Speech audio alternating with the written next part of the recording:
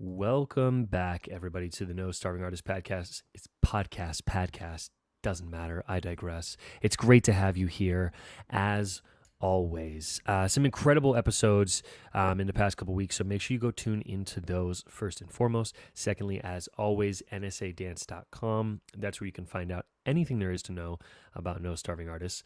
Check it out. You might find something you're interested in. But without further ado, we've got a great episode today. Another topic, I just keep saying this, so maybe I should stop saying it because it's kind of the point of the podcast. Another topic we haven't talked about, which is fantastic. And I'm really, really excited to get into it. And I think there's going to be a lot of value in this one, especially for dancers that feel like performance might be something that's a little bit of a struggle for them. So without further ado, let's jump into today's episode.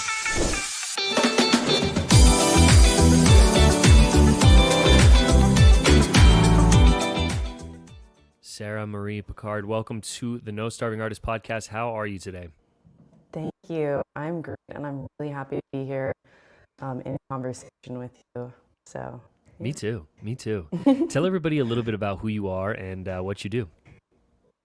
I am an actress, a dancer, choreographer, and producer. I love creating art, I love performing, and I love helping other artists really connect themselves at a deeper place and really share who they are with communities and with the world. I love that. I love that so much. That is an incredible mission. First off, tell me a little bit about you in terms of take me all the way back. Were you a competition kid? When did dance enter your life? Give me a little bit of an idea on sort of that. Yeah. Well, I started dance late, if you will. I was about 10 years old, and my parents, both professional athletes, really had no information about arts and dance and all of the things. So I actually give credit to my chiropractor, or my mom's chiropractor at the time, who said, she should dance. I don't know what it was that he saw. I think I was always moving, though. I was always in movement from the time that I was really young. Yeah. Yeah. I love that. Tap dancing in the softball field. Yeah. So did you do the whole like competition thing and all of that all through? Did you go all the way through like senior year? Yes, I did. I started in a studio that focused on theatrical productions more so than dance competition. Okay. Even though we did want more opportunities to perform, there was a group of us that just really were hungry for it, and we wanted to kind of go further. And so dance competitions and conventions more so became an avenue where we could do that, and we could learn from other dancers and professionals in the industry. Back in the day. It was very different. Yeah. So even like, I started late at 10 sounds crazy because it's it does. It's not so that ridiculous. Late, but no. It is now though. It is now. Yeah. So the theatrical component of what you do now came in pretty early for you then. Was that something you did at school as well? I don't know if this term is offensive to people, but were you like a theater kid growing up, or what? Or was it something that was way later? I was. Yeah, I was a theater kid growing up. I did all the musical theater productions at school. I will say, honestly, I was a very, very, very shy kid. I had trouble speaking in public or really to anyone. Which is hard to believe. When I tell people that now, they're like, what? You? And I was, yes, I was afraid of my voice. And in that regard, I was always in the production, but I never really could make it into the lead roles because I was so nervous at the auditions that I couldn't even remember the lines. Which kind of is a breeding ground for why I got into this work in the first place, in helping myself and others manage service systems so that we can actually show up authentically in spaces where we want to be. Yeah. Yeah.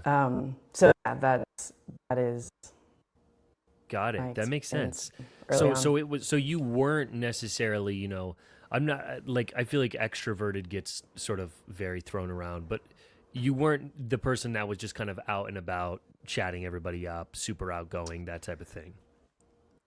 Um, Actually, I was that when it Okay. came to it was that was kind of a math though. I used that as a way Ah, to like be connected with everybody. All my peers would say, I was literally friends with everyone, yeah. but I wasn't able to be vulnerable with many people. Mm, that makes sense. And yeah, and that did. Hey, I lost your audio really quickly. Can you hear me still? Let me see Hear me here. now? Yes, I can hear you now. Yeah. Okay, okay. Sorry about that. No, no, Where no. You're where totally were fine. we? Um, no, you were explaining that you kind of used that as like a way to feel almost included with people, I think. Yes, like being friendly and connected with everybody on a Yeah. surface level was a way that I coped in a sense, but being Mm. vulnerable was very challenging for Did me it I think you were as you a were young bringing this up person. too. Did it transition over to your like performance life? Like did how did it affect you on stage? Well, in dance, I was able to break through. I was able to use my body to communicate always. Like I was very Mm. vulnerable as a dance artist, and I think that's why that was the route and the path that I started on, Yeah. because it didn't involve me having to articulate Mm-hmm. my feelings. I could just feel them. Yeah. And it was very natural, organic, and necessary for me at the time. I had a pretty stressful home life Mm. growing up, so it was really my outlet. Mm. But I wanted to be in the plays and in the musicals. It was interesting, like that using my voice was the part that I couldn't quite cross over into. And I do think that was a nervous Mm. system um, issue. Like Yeah. I didn't know how to manage my nervous system. But dancing was a way that I could free myself. Yeah. And I did. And I was really, really good at it. That makes sense. So Yeah. what was the transition point for like when did you realize, okay, this is an issue and here's how I can start to fix it? Does that make sense? Mm-hmm. Um, well, I think I kind of, there was a point probably in my sophomore year of high school where I decided I'm going the dance route. Mm. I don't know, I don't have the tools to navigate this. Also, I'm doing really well on this path, and getting attention at a national level, Hmm. which was a big thing. We didn't have YouTube, so it was like going to events and being seen and being recognized. Yeah. Brian Friedman and all these other people like wanting me to assist them, and that made me feel really special, obviously. Mm. And I just decided I wanted to go that route. It was the way for me. Um, and in that regard, I went to college. I was at NYU. I got my degree. I graduated, did a little bit of So You Can Dance, and then I was like, all right, now what? And so I started.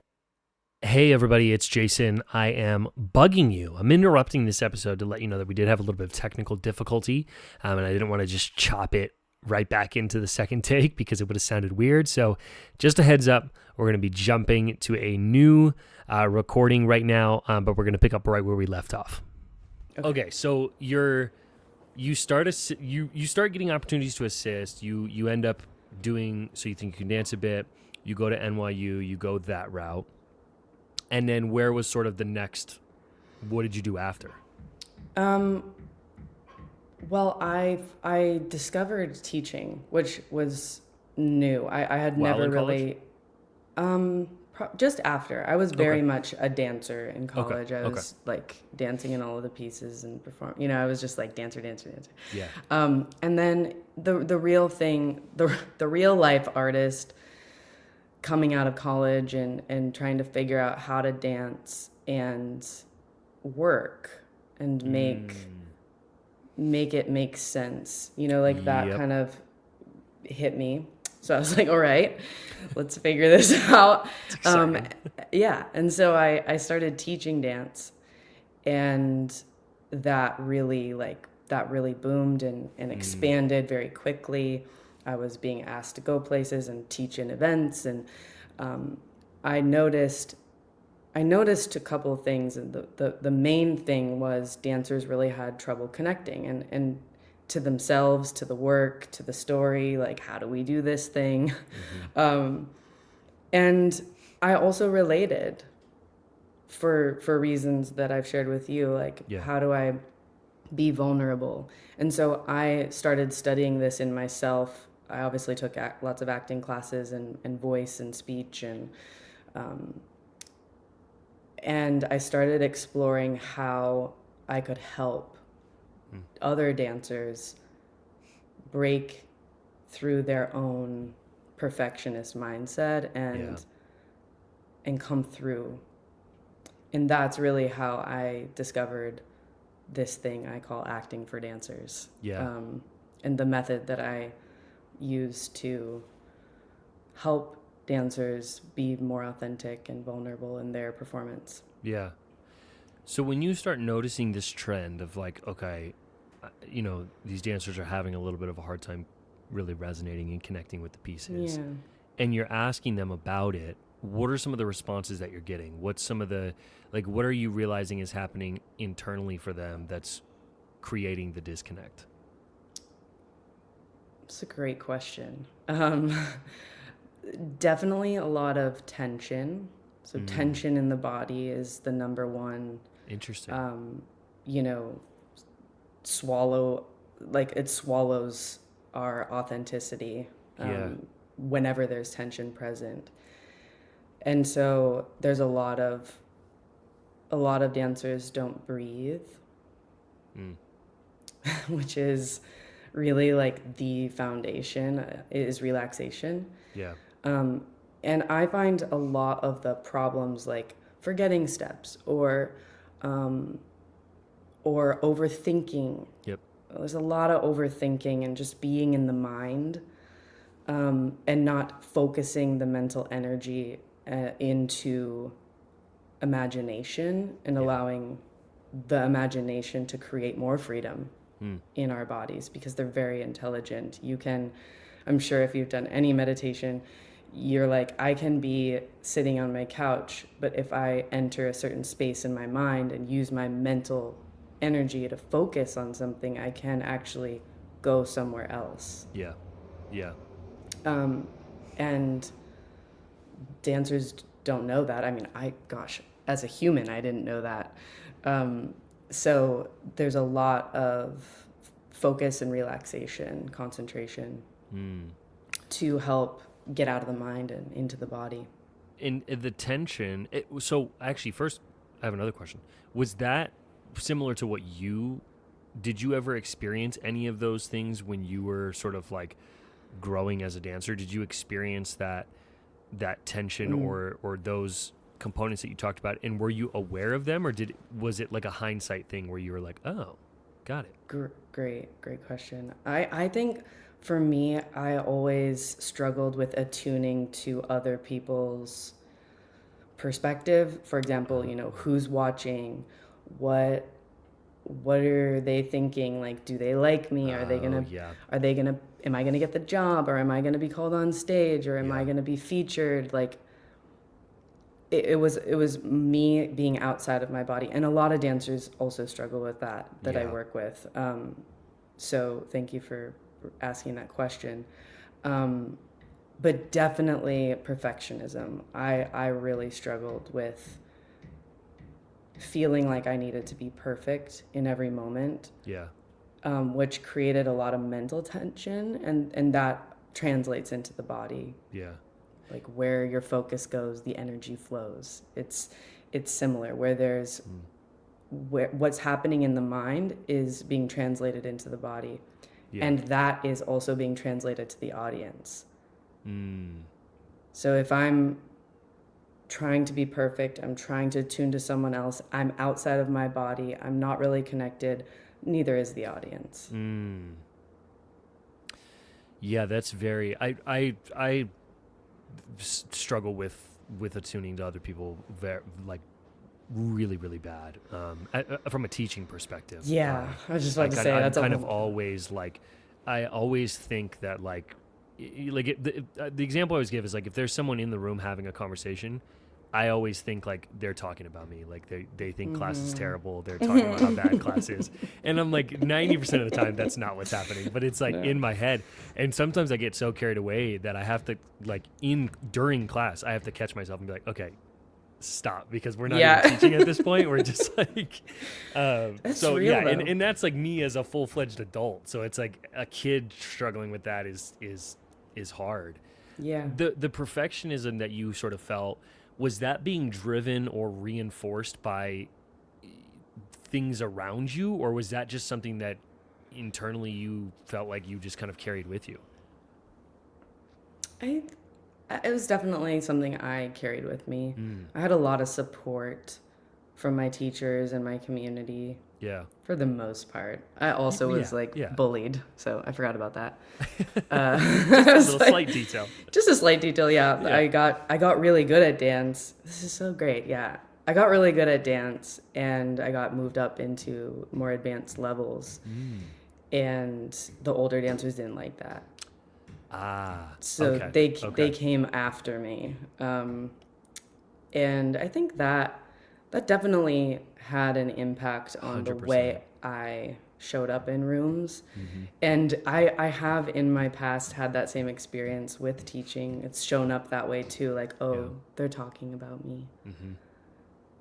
But that's like a really old wound from those early days where I was like, I made it into like the advanced group and I'm really excited, and all of a sudden it's like, your excitement is not welcome here. Yeah. And we're gonna make sure of it. Yeah. And they were mean. It was mean. Yeah. Yeah, that's hard to like. I can't imagine that sort of. Again, it's. I think as dance teachers, sometimes we forget that we are working with kids, because dancers tend to have, because they're so aware of their bodies, they tend to, just feel like they're not what their age is sometimes, and then it's like you see them outside of the studio and you're like, oh, this is a child. This is like you can barely speak still, but like you're in the studio doing like triple pirouettes and stuff. So it's like I can't imagine what that was like for you to sort of like, exactly like you described, you're so elated, like I finally made it to this point, and then it's like, no, we don't want you here, and it's like, you're not welcome. Shut your light down. Yeah. And it worked. It worked to some degree. Yeah. I think that did amplify a lot of anxiety that I had from my home life, but dance had always been kind of a safe space for me. Yeah. And so growing and becoming good was definitely a threat to the surrounding parties. And then it just was like, oh, I guess I'm not safe here either. Yeah. Wow. So, and I've really spent a lot of time unpacking those moments. Yeah. And like reintegrating the repercussions of that moment are not who I am. Who I am is still the person that walks into the room and is excited to be here and works hard and shines and is great. Like, that's who I am, not who I became to survive those experiences. Wow. Okay. Yeah. That's a great, okay. I love it. I mean, I don't love that for you, but like that sort of like full circleness is really something. So when you start working with kids in the capacity that you started, did you see you in any of them? Were there kids that you came across where it was like, oh, I can see what you're dealing with? Definitely. Yeah, definitely. Lots of kids that had I mean, I've worked with thousands of kids, but the ones that I've like, when I think back, the ones that I connect most with were the dancers that were hiding themselves a little bit in order to survive, or that had experiences where they were bullied. And not so much today, but early on, that was definitely a reflection of me in the people that I was close with, and I served as a person, hopefully, in their lives that encouraged them and saw them and was like, you can keep going. 100%. Like, keep going. I didn't really have the tools like I did now, like I do now, to unravel it in myself. That came later. But when I look back, we needed each other, because it was like, I can give you this encouragement, and I can see that I'm not alone in this experience also. There's many of us that have a similar dynamic. Yeah. And it's exciting to meet with those people now who are also thriving and doing really well. Yeah. And be like, we made it, 100%. We made it. I think that's one of the pitfalls of competitive studios sometimes, is that I see it, I oftentimes explain it in the sense of, like, kids get typecasted within their studios, whether it's, that's the intermediate dancer, or that's the dancer that, doesn't really perform that well. And I think even if that's not explicitly stated to you, you feel that, and you almost start to just become that version of yourself. You become the top dancer on the intermediate team, and it's like, with a little, if that door is just opened a little bit more, you'd be where you want to be. And so it's interesting. I think it happens far too often with kids, and so I think it is important for them to have people like yourself come into their life and say, hey, this is not you. You don't have to be this if you don't want to. I think that's really, really, really powerful. Yeah, and I had those people too. Like, Brian Friedman, Tice Diorio, Jason Parsons, Joey Dowling, Joe Lantieri, like the convention teachers that I've met. I didn't really have access to the world like we do today. But those people who came in and they were like, Sarah, you are amazing. Yeah, that's very fulfilling. That's very like, okay, I'm doing something right. Yeah, it's huge. If it weren't for them, I don't know. I don't know where I would be. I definitely wouldn't have gone the path that I did and moved to New York right away and gone to school. And I don't know. It's interesting to think where I would be. I probably would have been pretty sad for a while, and then I would have maybe got into local theater and gone that route. Yeah. But yeah, no, they were like, you are great. You're and I was like, wow. You think I'm great? You're like, no, you're great. Yeah. So acting for dancers, that's what you kind of currently do now. I want to get into this because I think, like, we've set the stage now for who can benefit from this, but also just sort of the catalyst for why it exists. Walk me through, if I'm a dancer, and I am. Let's just say me. I want to come to acting for dancers. What's my experience going to be? What can I expect? What do I need to be open to if this is a journey that I want to take? So, acting for dancers, a little loaded here. Yeah.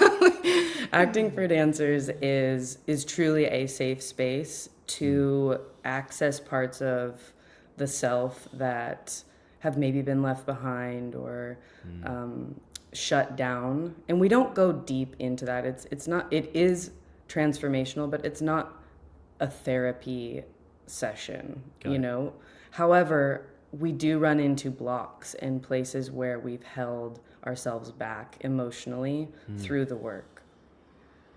And that is done through a series of, like, laying a foundation. So number one is relaxation, finding a state of being that is truly present and relaxed, so that presence can come through. There's a lot of play, like we play a lot, and access the explorer within, which I love I love the excellence of dance. I think it is so remarkable what we can do, and I Yeah. love the skills and the the beauty. I spent a week in New York in a creation process last week, and I saw the ballet 3 times, and I was like, different shows, but I was like, wow, like the Hmm. excellence. It is excellent. Yeah. And I love that. We also have a responsibility to dancers to allow them to be free and play and not worry about being perfect. And so a lot of what we do is stems from theater exercises Okay. to help free up the body and enjoy, like, play. If it's not, I would say, if it's not fun, why are we doing it? Yeah. Yeah. If we're in this place of torment, why? Yeah. And I mean that, like, when you go to ballet class or when you go to do whatever your training is, if you are not enjoying the plie, why are you doing it? So coming into the room, feeling the studio or the theater, we work in a black box. Coming into the theater and feeling this level of excitement and play, so that we can then remember it and know that every time we step into the studio, we can access that level of fun, creativity, and exploration, even in a plie. What would you say the end, if you had to put the end goal in one sentence, would it be, what would it be? To get more of you moving through your body at a soul level while you're dancing. And it is great, like, to watch the transformations upon entry and upon departure. It's like, wow, that was magical to see where a dancer, we use voice also, so we use poetry and the words of the dancer, and we move them through the body, and the audience, who are also the participants, we have dialogue about what worked with that, what could be better, where is there any tension, and using various exercises, we really do free the body and mind. I'm curious where,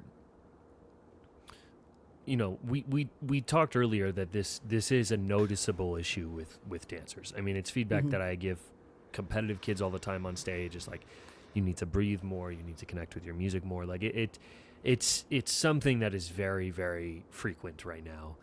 Yeah. Why do you think that is? Do you think it is, I don't think we can ever just point to something and be like, that's the reason, let's fix that. But what do you think is contributing, in your experience, when you're interacting with these kids? What do you think is contributing to them not feeling like they can allow themselves to bleed through in their movement?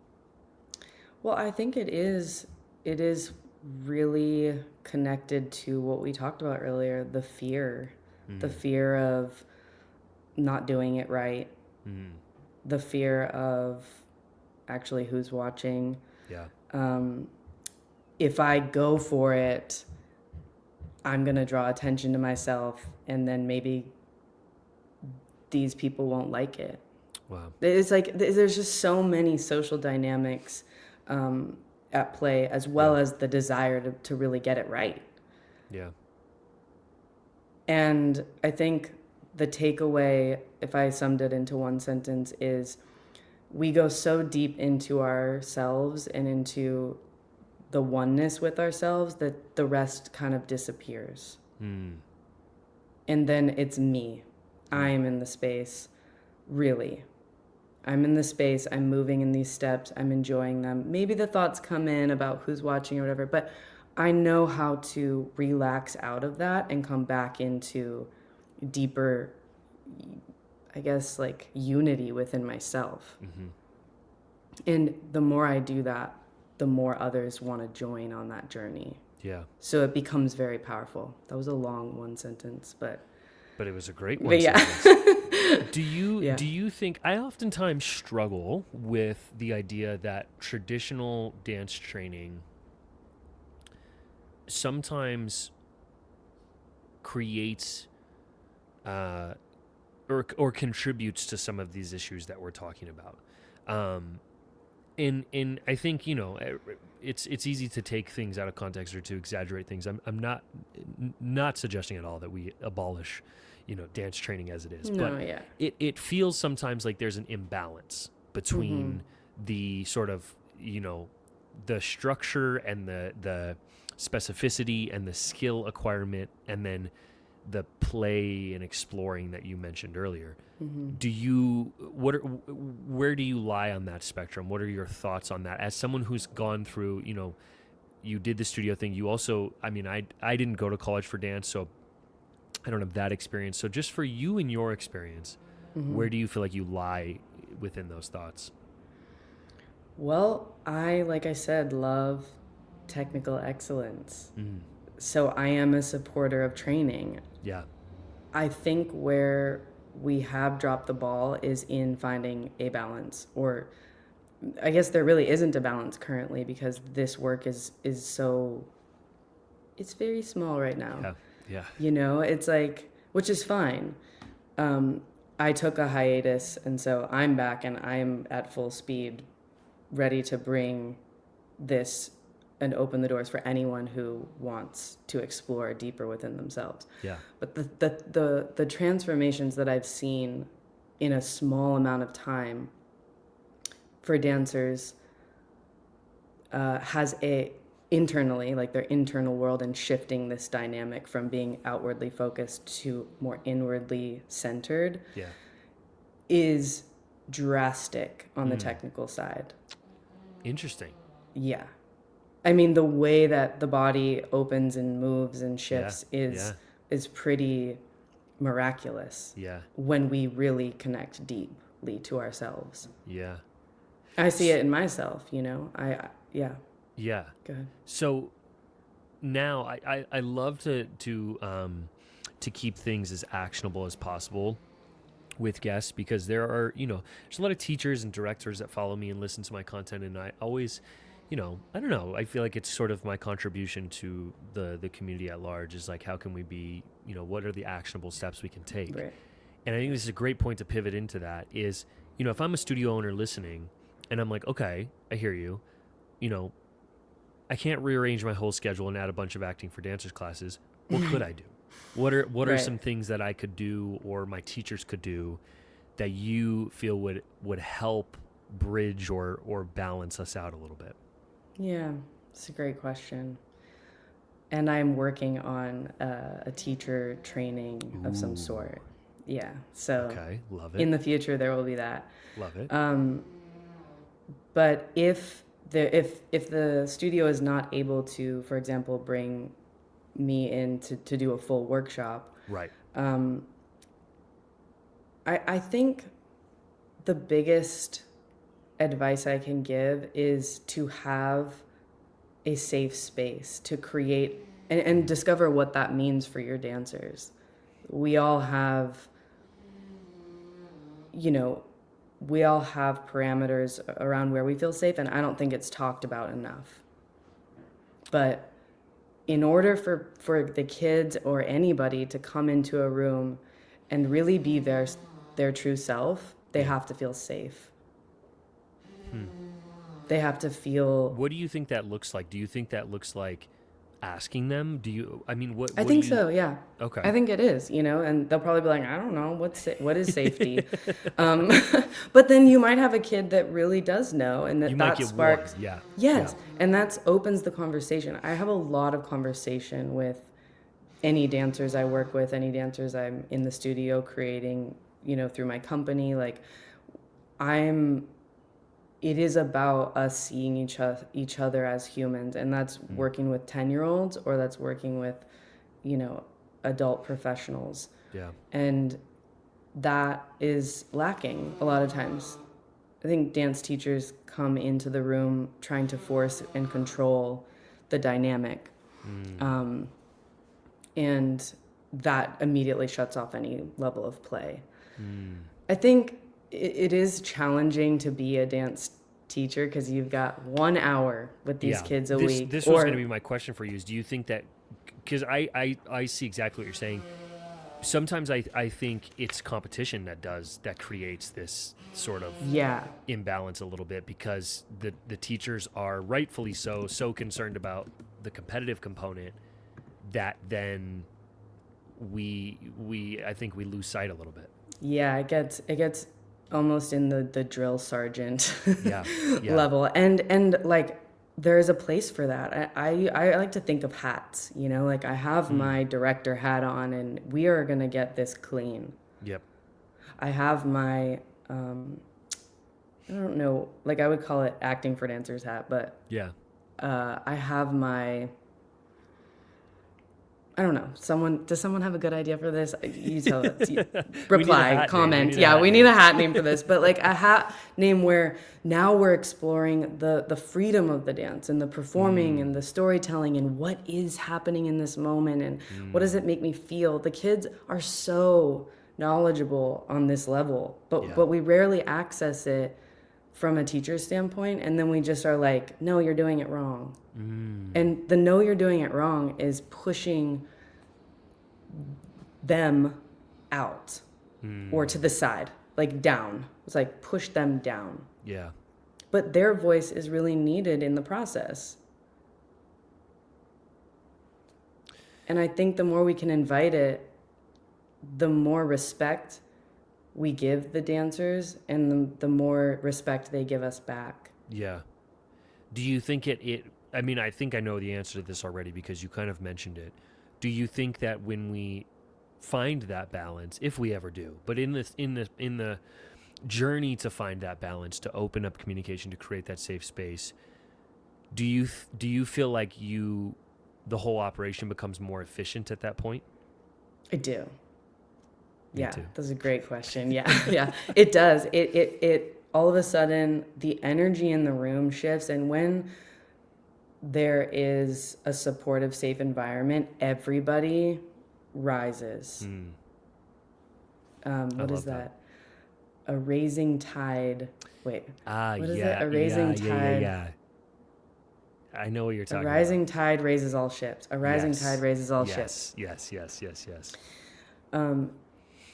And not to say there isn't hard times or like challenging conversations where there needs to be some level of discipline. Right. That's very Yeah. important. We're not talking about abandoning accountability. That's right. No. But we're No. talking about, well, no, because that's also part of creating a safe space, Yeah. Yeah. which you would think that wouldn't be, but it really is. Yeah. It's like, no, we're here at this level. Well, period. Yeah, you get that. Yeah. That's great. That's great. But yeah, I think there's a lot of conversations I think that can happen, and it doesn't take much time. You know, Yeah. once a month, have a 15-minute conversation as a group, or check in for 5 minutes before every class, and just acknowledge that they're another human being. Just because they're kids doesn't mean that they are not someone to be respected. Yeah. Yeah. I love that. And they'll show up. I agree. They'll rise. Yeah. I agree. You've got an event coming up. Tell us about Yes. it. Tell us about it. Tell us about what it is, who it's for, how can I register? Yeah, so this, I do two styles of events. One is an in-studio residency. So that would be me going and working with a dance company, youth or professional. Love. And then And how long is that usually? that varies. It's usually a 2 day, 2 to 5 days. Okay. And are you, Yeah. sorry, this is just interesting to me. Are you observing? Are you holding classes within that residency? What's kind of both? Yeah, both. So, Okay. depending on the length of time, we go through the full foundation of acting for dancers method. There's the relaxation is the first layer of the foundation, but then it keeps building all the way up into character development, Love. which is more advanced. Yep. And then that also can the other aspect of it, like you said, is observing and being with the dancers in their choreography or their pieces, in class, working with the teachers, the staff of the company. And it's also really, really fun and just like a great community team building experience. So I often repeat yearly with companies and just kind of kick off that way. Yeah. The Theater Lab is a unique experience. It's open to dancers from all over the world to come and kind of explore what it's like in the studio, but then also in the theatrical sense of performance. So we're working with the technique, but then we're also much smaller group. So it's 10 to 15 dancers. Gotcha. And we're working on building the performance aspect as well with lights and camera, etc. Oh, wow. So, wow. Yeah. Incredible. Okay. Amazing. Yeah. And where can people find info about this if they're interested about either thing? Yeah. So actingfordancers.com is where you'll find everything. Yeah, everything Acting for Dancers. And you'll also see some information about the dance company. So I also have a dance company that uses these methods to create work and stories and performance in the world. Oh, incredible. Incredible. Yeah. The Theater Lab is by application. So there's an application form online. I forgot to say that. Love. At actingfordancers.com. Love it. Yeah. Finally, I always like to ask guests, what's kind of like if obviously, if someone's this far, they've listened to the whole thing, but let's imagine they haven't. What's one thing that you would tell, a dancer today that you feel like would really help them sort of take that next step in their journey? I feel like no matter where you are in the journey, it's always a great reminder to know that you are a creator. You're not just the creation. You don't have to wait for someone to give you a job. You can actually create something that you love and feel good about and share it with the world at any level. Period. I love it. Yeah. Sarah, thank you so much. This was such a great episode. I love performance is a huge thing that I talk about when judging a lot, and so it's always such an interesting thing to hear from other people who are passionate about that side of things and just their approach. And I think there's also a lot of really fantastic thoughts that you shared that I think a lot of dancers will not only resonate with, but feel inspired to continue forward with, which I think is amazing. So thank you so much. Awesome. You're so welcome. And you just reminded me of something I say often, which is, if you feel it and see it, the audience will too. Like if you're up, I just saw you on the stage, you're loving it and enjoying it. And and that is just such a reflection of how the audience will experience it. It's if we're tight, if we're worried, they are too. Yeah. And vice versa. 100%. So that's empowering, That's empowering. Yeah. Last thing is, where can people find you? Me, on Instagram, I am Sarah Marie Official. But also through Acting for Dancers or SMP Dance Company. Fantastic. Yeah, Thank online. you so much, Sarah. I really, really appreciate it. For sure. Thank you.